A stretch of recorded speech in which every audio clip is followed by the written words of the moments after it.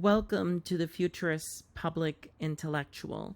On April 1st, 2024, California began requiring fast food restaurants with more than 60 nationwide locations to pay their workers a minimum wage of $20 an hour, even if it operates only a single location in California.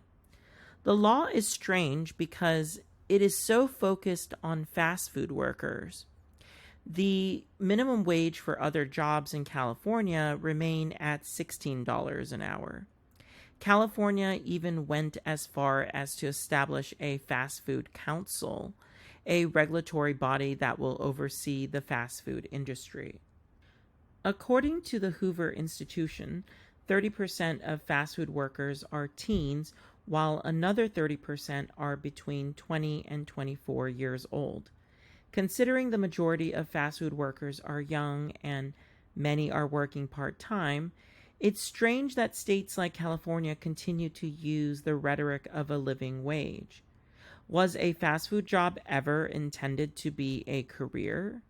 One can certainly make a career in the food service industry, but there's something askew about expecting someone to be bagging burgers or chicken tenders for decades while supporting a family. We need to ask ourselves the fundamental question whether every job is supposed to allow a person to be the sole breadwinner of a family, or rather that different jobs have different purposes. Californians are being rather disingenuous about the situation because they keep justifying wage increases by saying that everything is too expensive in California.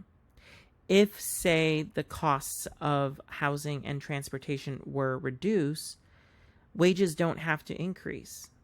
That's why it's not surprising that states like North Carolina continue to attract an influx of new residents while somehow maintaining the same minimum wage as the federal level, which is $7.25 an hour.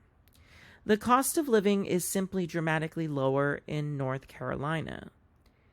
California likes to make an easy policy move of forcing small business owners to shoulder the burden of subsidizing society, when the real reason it's so expensive to live in California is because it refuses to build high-density housing and invest in public transportation.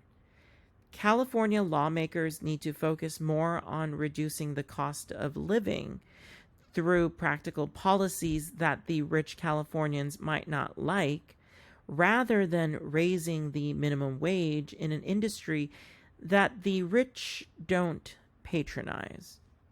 Thank you for listening to the Futurist Public Intellectual.